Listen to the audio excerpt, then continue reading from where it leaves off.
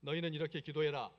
하늘에 계신 우리 아버지여, 이름이 거룩히 여김을 받으시오며 나라가 임하시오며 뜻이 하늘에서 이루어진 것 같이 땅에서도 이루어지이다.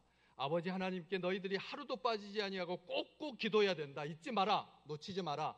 하나님의 영광을 위하여, 하나님의 이름이 거룩하고 하나님의 나라가 이 땅에 임하고 하나님의 뜻이 하늘에서 이루어진 것처럼 땅에서 이루어지게 해달라고 잊지 말고 기도해라. 그런 다음에 이제 너희를 위해서 기도해라. 그런데 너희를 위해서 기도해라고 하는 이 기도의 세 가지, 인생에 있어서 가장 중요한 기도, 가장 필요한 기도, 우리가 주님 앞에 설 때까지 인생에 있어서 잊지 않아야 할 가장 시급한 기도, 다급한 기도, 중요한 기도가 뭐냐? 여러분에게 묻습니다. 여러분이 정말 인생을 살아가면서 세 가지를 구하라고 한다면 무엇을 구하시겠습니까? 어떤 기도를 하겠습니까? 오늘 우리 이필주 장로님 이제 시무 장로로서 오늘 마지막 기도셨습니다. 그리고 이달 말에 은퇴하십니다. 20여 년 가까이 강단에서 주일날 자기 순번에 맞게 그렇게 기도해 오셨는데 오늘 기도를 들으시면서 어떤 느낌이 드셨어요? 1부 때도 저는 울었고 2부 때도 또한 울었습니다. 제일 많이 사용하신 단어가 뭐던가요? 감사. 하나님 앞에 잊지 말아야 된다. 너희들이 일생 사는 동안 나의 나 된 것은 주님의 은혜다. 그러니까 하나님 앞에 감사하는 기도.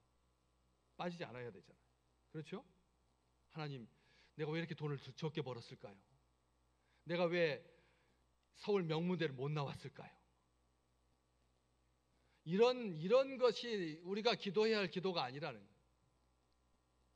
한순간도 빠지지 아니하고 반드시 해야 될 기도가 있는데 세 가지다. 오늘 주님께서 가르쳐 주십니다. 첫 번째는 일용할 양식을 위해서 기도해라. 두 번째는 죄 지은 자를 사해 준 것처럼 우리 죄를 사해 달라고, 우리가 죄 용서받게 해달라고 하나님께 기도해라. 세 번째는 시험에 빠지지 않고 악에게 빠지지 말라고 기도해라.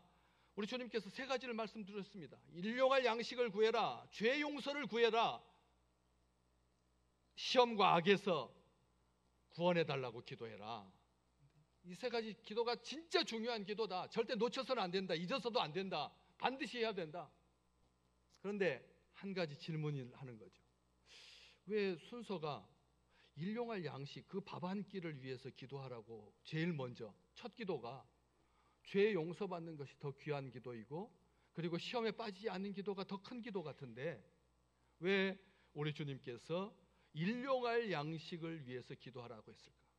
60년대, 70년대 아버지가 직장 다녀서 월급 받는 가정이 아니면 하루 벌어서 하루 먹고 사는 하루살이 인생이었는데 그때라면 일용할 양식을 위해서 기도하겠지만 지금은 먹는 것이 넘쳐나가지고 쓰레기로 나가는 그 비용만 가지고도 아프리카에 있는 여러 나라의 국가들이 1년 동안 먹을 수 있는 그런 놀라운 부요의 시대를 살고 있는 이 대한민국 국민들에게, 백성들에게 왜 일용할 양식을 위해서 기도하라고 할까? 하루 먹고 하루 살던 인생이나 또 번듯한 직장에 다니면서 월급쟁이로 그렇게 살아가는 인생이나 별반 차이가 없었습니다. 아시겠지만 따박따박 월말에 월급을 챙겨줄 수 있는 그런 직장이 많지 않았었습니다. 그러다 보니까 외상장부를 두고 부식을 사다 먹는 것이 일상이었던 시대를 우리 어머니 시대는, 우리 아버지 시대들은 다 살아왔습니다. 외상장부라고 하는 말을 못 들어본 시대입니다. 지금은 아시잖아요. 쌀 한 대, 양파 한 쪽, 한 덩어리, 그거 장부에다가 써놓고 그 대학 노트 뭐 그냥 꾸질꾸질한 거, 뭐 모양도 안 난 거, 스프링 쪽쪽쪽쪽 달려 있어가지고 밑에는 빠져가지고 덜렁덜렁한 거, 그 주인이 거기에다가 누구 뭐 김개똥 해가지고 연탄 3장, 쌀 10kg 해가지고 다음 달까지 갚겠다고, 월급 들어오면 갚겠다고 해가지고 외상장부 두고 살던 그런 인생들이라면 모를까, 그런 걱정을 하지 않아도 되는, 너무나 많이 먹어서 문제가 돼가지고 간헐적 단식이 다이어트의 방법이다라고 그렇게 잘 사는 나라인데 우리 주님께서 왜 일용할 양식을 위해서 기도하라고 했는지. 첫 번째, 오늘 일용할 양식을 달라고 기도하라고 돼 있지 않습니다. 오늘 주님께서 말씀하십니다. 11절 말씀, 오늘 우리에게 일용할 양식을 주시고, 오늘이라고 하는 말을 제일 앞에다 우리 주님께서 말씀하셨습니다. 옛날 주기도문에는 오늘날 우리에게 일용할 양식, 오늘날이라고 돼 있고요. 오늘날과 오늘의 차이는 어떤 차이죠? 오늘은 오늘이고, 오늘날이면 앞으로도 조금 확장되고 뒤로도 조금 확장돼서 조금 넓어지거든. 좀 여유가 생기는 거. 다급하지 않게 기도하거든. 오늘이라고 하면 오늘 눈 떠서부터 잘 때까지 그게 시간이 단데, 오늘날이라고 하면 어제도 되고 내일도 포함하는 거니까 사람들이 아주 여유 있어지죠. 그래서 새롭게 번역한 이 개역 개정판 성경 새 주기도문에는 옛날처럼 오늘날 우리에게 일용할 양식을 달라고 하지 아니하고 오늘 우리에게 일용할 양식을 달라고, 우리 주님께서 말씀하셨던 그대로 그렇게 바뀌어 있습니다. 오늘 우리에게 일용할 양식을 주소서. 오늘 우리가 살 수 있는 힘을 달라고 하는 말씀입니다. 오늘 하루를 살 수 있는 힘, 오늘 하루를 살 수 있는 힘, 오늘 하루를 버텨낼 수 있는 힘.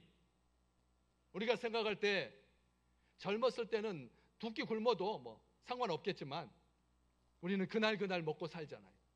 그날 힘으로, 밥심으로 먹고 살고, 그렇기 때문에 그 어떤 때보다도 이 기도가 우리 주님께서 가르쳐 주신 목적이 분명하다라고 하는 거죠. 내일 먹을 것을 염려하거나 걱정하지 말고 내일의 희망만으로 오늘을 참고 견디며 버티며 살지 말고 오늘을 기쁘게 살라고. 우리 함께 같이 따라서 해볼까요? 어제의 문과 내일의 커튼을 닫을 때 비로소 오늘이 완전해진다. 어제의 문과 내일의 커튼을 닫을 때 오늘이 완전해진다. 어제 잘 살았던 것, 어제 잘 먹었던 것, 어제 기뻤던 것으로 오늘 살지 말라는 거죠.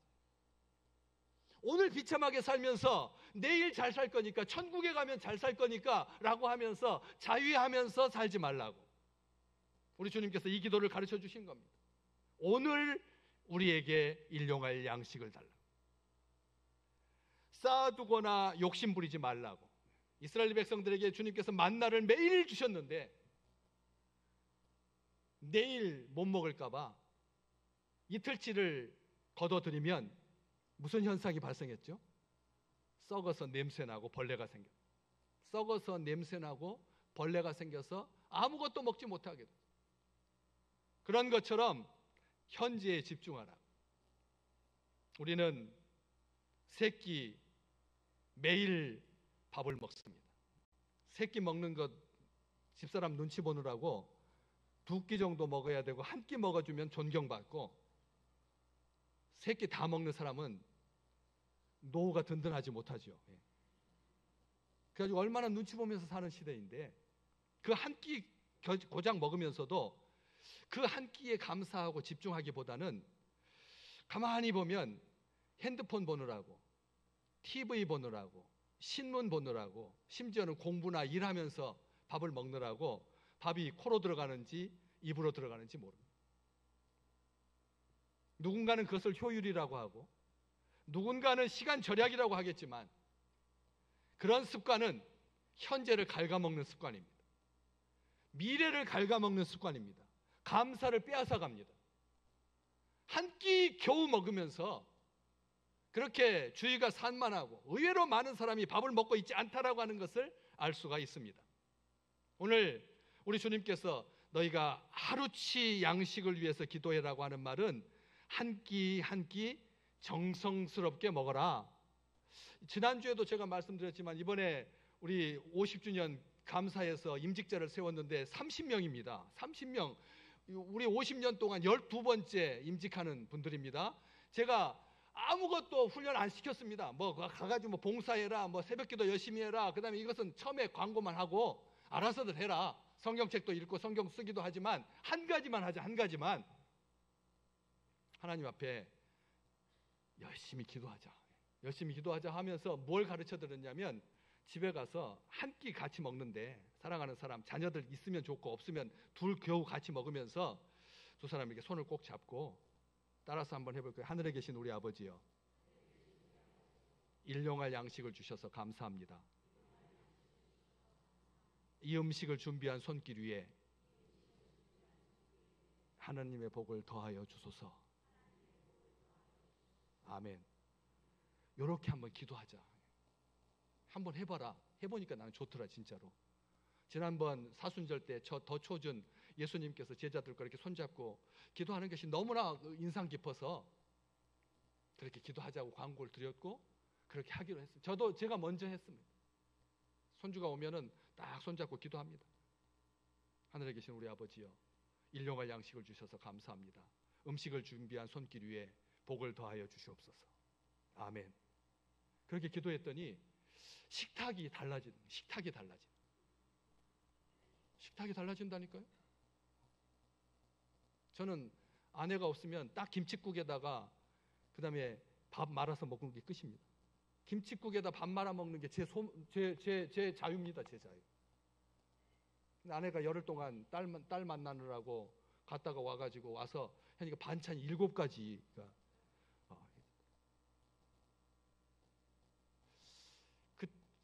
그게 무슨 말이냐면 우리의 일상의 삶까지 하나님께서 보살펴 주시겠다는. 우리가 언제부턴가 그렇게 하나님 일용할 양식에 대해서 감사하지 않게 됐잖아요. 너무나 당연한 듯이 그렇게 살고 있잖아요.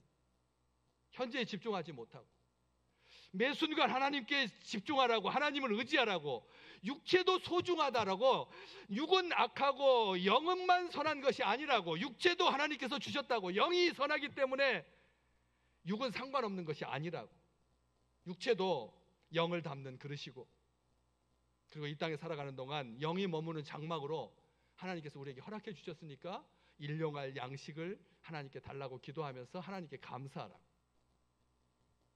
두 번째는 오늘 우리에게를 왜 붙였을까요? 오늘 나에게 이 양식 주셔서 감사하잖아요. 그렇잖아요. 나에게 준 거니까. 그런데 우리에게 무슨 뜻입니까? 굶주리는 이웃에 대해서 관심을 좀 가져라. 굶주리는 이웃이 많단다. 가난과 기근으로 힘들어하는 사람들이 너무나 많단다. 아프리카에 가면 1달러, 옛날에는 우리가 1,000원이었는데 지금 1,506원까지 올라가지고 그 1달러 가지고 하루를 산단다. 하루를 1달러로 하루 산다. 그럼 1,500이면 한 끼당 500원짜리 식사를 하면서 그렇게 사는 불쌍한 인생들이 많다. 넉넉하지 못해서가 아니라 제대로 나누지 않기 때문이다. 한 끼 식사를 대하는 그 사람의 자세를 보면 그 사람을 알 수가 있습니다. 허겁지겁 끼니를 때우는 사람들이 많은 일상 속에서 한 끼를 대하는 그것이 삶과 인격을 결정한다는 것을 안다면 그렇게 하지 않을 텐데, 한 끼가 단순한 생존이 아니라 생명을 나누는 것이고 사랑과 감사의 실천이고 정성을 들여서 만든 음식을 함께 나눌 때 행복이 곁에서 미소 짓는다라고 하는 것을 안다면 우리가 한 끼에 대해서 얼마나 각별하게 생각해야 되는지. 누군가와의 관계가 특별해지는 것은 어떤 사건 때문이 아닙니다. 가만히 보면 의외로 밥 한 끼 잘 먹어서 그래서 그 관계가 돈독해지거든. 제가 몇 번 말씀드렸지만 저희 아버지 87살이십니다. 이제 3년 뒤면 90이 되십니다. 이순재 선생님 91살에 세상 떠나셔서 참 많은 것을 생각했습니다. 아버지가 저한테 오셔가지고 한 번도 빠지지 아니하고 잊지 않고 꼭꼭 해주시는 말씀이 있습니다. 영어 공부해라. 이게 아닙니다. 젊었을 때는 영어 공부하라고 하시더라고요. 제 나이가 50이 넘었는데도 아버지는 오시면 너 영어 공부하라는 거예요. 영어 공부해라. 그래서 듣기 싫었습니다. 그런데 이제 요즘은 안 하십니다. 그런데 아직까지도 계속 하는 게 뭐냐? 친구들한테 밥 사라. 그 말은 87살 아버지가 60 먹은 아들한테 매일 만날 때마다 하시는 말씀입니다. 그래서 아니 도대체 밥을 왜 이렇게 밥을 누가 안 사줘가지고 신경질이 났나? 도대체 밥 안 사줘가지고 무슨 원한이 맺혔나 해봐서 봤습니다.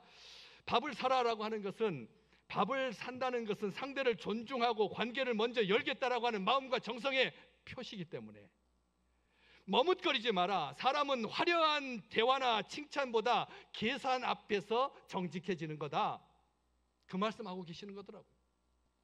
누가 돈을 낼지는 중요한 게 아니다. 전혀 부담 주지 않으면서 은근히 챙길 줄 아는 사람이 오래 남는단다. 그 말씀하고 계시더라고요. 바깥보다 태도에서 마음의 값이 보이는 거다. 말은 잘 꾸밀 수 있지만 밥 앞에서는 거짓말이 통하지 않는다. 그래서 어떤 사람인지 알고 싶다면 긴 설명보다 밥 한 끼 사주는 것이 중요하다는 것이. 지난주에 아버지가 또 제 방을 똑똑똑 두들겼습니다. 꼭 하루 전에 말씀하십니다. 아들아, 내가 내일 친구들하고 모일 텐데 너희 교회 들렀다 가마. 꼭 말씀해 주십니다. 그냥 안 전화하지 않고 불쑥 찾아오셔도 내 아버지인데 미리서 하루 전에 꼭 전화를 주십니다. 오셨습니다. 왜 오셨느냐 물으니까 친구들하고 이태원에 가서 논다는 거예요. 그래서 아니 무슨 젊은 사람도 아니고 이태원에 가가지고 친구들 만난다고. 그러시면서 까만 봉투 하나를 들고 오셨어요. 까만 봉투, 비닐봉투 들고 오셔가지고 아버지 저건 뭐냐고. 평상시에는 저한테 책 갖다 주시느라고 종이 봉투를 갖고 다니셨는데 지난주에 오셨을 때는 까만 봉투를 가지고 오셨더라고요. 뭐라고 물어보니까 얼굴이 빨개지시면서 술이야 그래요. 술. 무슨 술을 갖고 다니시냐니까 친구들하고 점심 먹고 나서 와인 한 잔씩 나눠 먹으려고. 와인은 병이 이렇게 길쭉한데 보니까 길쭉하지 않아요. 그러니까 다른 사람한테 들킬까 봐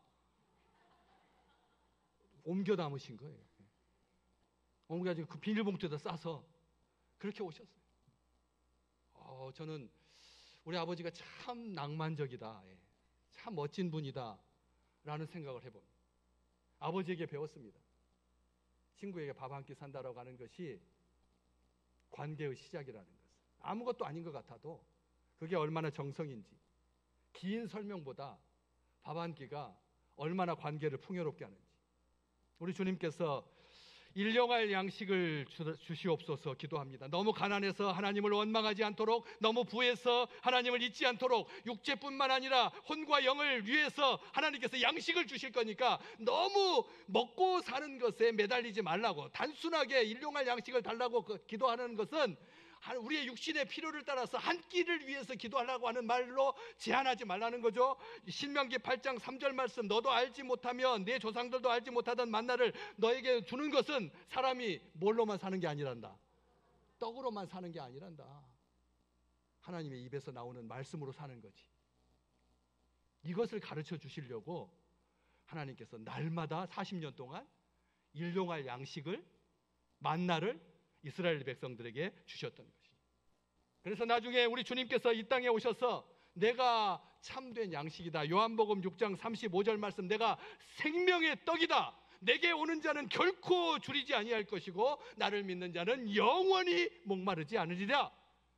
그래서 우리가 1년에 4번씩 성찬식 하면서 이 말씀 보잖아요. 단순하게 일용할 양식을 달라고 하는 기도가 전부가 아니라는 거예요. 그 속에 깊은 영적인 의미가 있다는 거예요. 하나님의 말씀을 이렇게 풍요롭게 받아 누릴 수 있는 아름다운 교회에 다니는 여러분을 진심으로 축복합니다. 우리 장로님 기도하셨잖아요.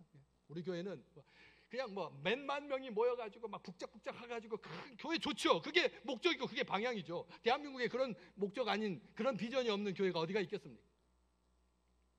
저는 한 영혼이 주의 전에 올라와서 말씀에 기갈하지 아니하고 그 말씀을 받을 때마다 삶에 그 하나님께서 우리를 돌보시는 그 아름다움으로, 그 사랑으로 가득한 그런 귀한 우리 식구들에게 하나님께서 다함이 없는 은혜로 날마다 더해 주실 줄로 믿습니다.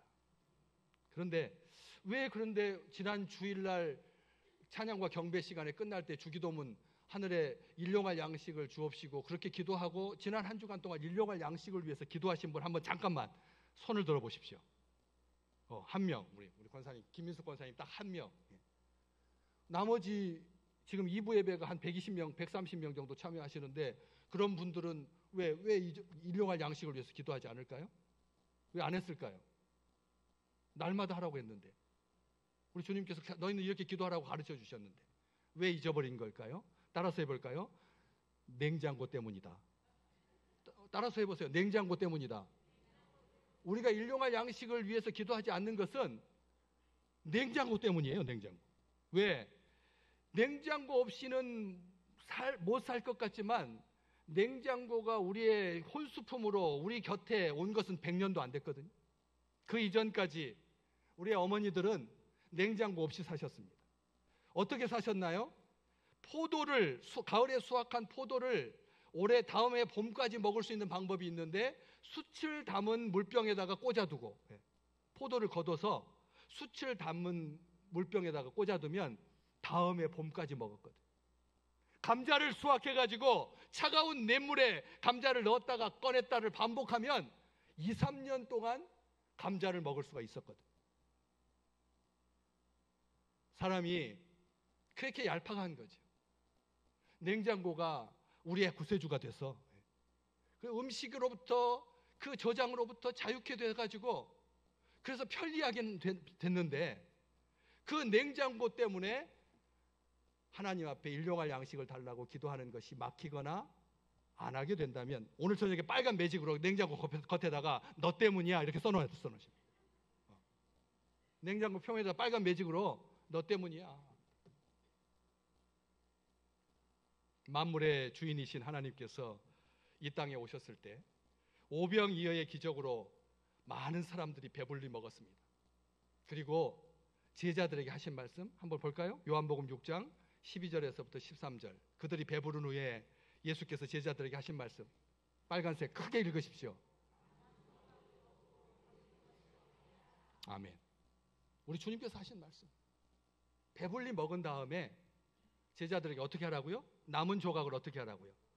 거두고 아이고 우리 주님 쪼잔하게 아닙니다. 5,000명 남자만 5,000명 가족들과 함께 2만 명분의 식사를 하고 나면 음식 쓰레기가 얼마나 많을까요? 우리 주일날 200명 식사하는데도 그 음식 쓰레기 그렇게 나오는데 제가 어느 날은 음식 옆에 서 있으려고 그래요. 딱 서가지고 음식 남기면 다 먹으라고 해요. 다 먹으라고. 아니 그렇게 남길 거면 뭐라고 그렇게 많이 집어가가지고 왜 음식을 버리느냐고. 여기까지 와도 제가 참습니다. 제가 우리 청년 중고등부 학생들 수련회 가가지고 음식 남은 거 다 먹겠습니다. 여자애들 눈물이 닭똥까지 뚝뚝뚝 떨어지면서도 입에서 다 그냥 맨입으로 밥 없이 다 먹게 한 사람입니다. 우리 주님 온 우주의 주인이신데 아니 2만 명이 남긴 음식 쓰레기 그것도 남은 조각 다른 사람들 입에 들어가서 그 남은 조각이잖아요. 그런데도 그것도 버리지 마라. 남김없이 버리는 것이 없게 하라. 우리가 이 땅에 살아가면서 일용할 양식을 달라고 기도하는 것은 음식을 남기지 않는 것입니다. 남기지 않아야 됩니다.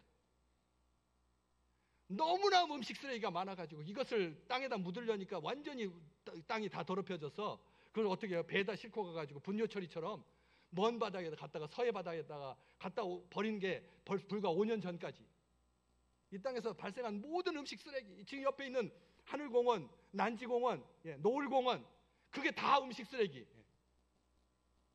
그 침술추 나올까봐 밑에다 두꺼운 비닐 깔아가지고 땅으로 번져 내려가지 아니하도록 그래서 그걸 다 뽑아내고 가스 뽑아내고 우리가 옆에 바로 있는데 우리가 너무 낭비하는 것 아닌가.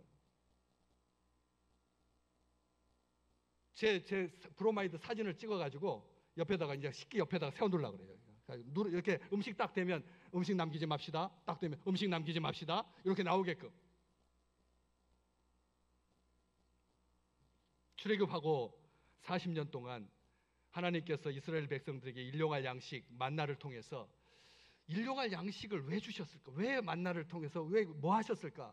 여호와의 강한 군대로 훈련하시기 위해서 이 만나로 일용할 양식 훈련을 하셨습니다. 여호와의 백성들은 이렇게 살아야 된다.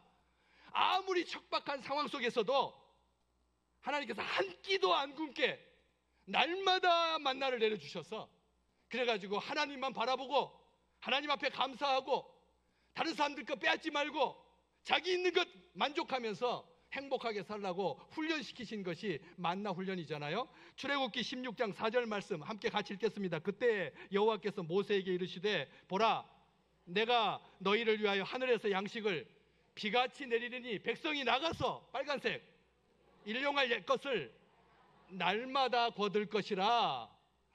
이렇게 하여서 그들이 내 율법을 준행하나 아니하나 내가 시험하리라. 우리 다 같이 크게 아멘 해볼까요? 하나님께서 일용할 양식을 왜 주셨다고요? 하나님의 말씀에 순종하는지 안 하는지, 하나님의 말씀에 순종하는지 안 하는지 알려고 40년 동안 이스라엘 백성들에게 만나를 주셨다고. 그런데 그 빨간 글씨 뭐해서 첫 번째 하는 게 뭐죠? 나가라 하는 거예요. 방 안에 이 핑계 저 핑계 대면서 침대에 천막에 껌딱지같이 붙어있지 말고, 이 시대의 다음 세대를 향한 어른들의 염려가 뭡니까? 제발 좀 나가라. 그 불 까먹게 꺼놓고 그냥 스마트폰 보면서 게임하고 그 다음에 SNS 하고 그렇게 누워있지 않고 빈둥빈둥 누워있으면서 떡이 하늘에서 떨어지는 것 기다리지 말고 밖으로 나가서 일용할 것을 날마다 거두라. 먹을 만큼 알아서 거두라고 하지 않았습니다. 욕심껏 많이 가져가라고도 하지 않았습니다. 엄격하게 하루치만 거두라고 하셨습니다. 하나님의 말씀을 준행하는지 순종하는지 확인하기 위해서.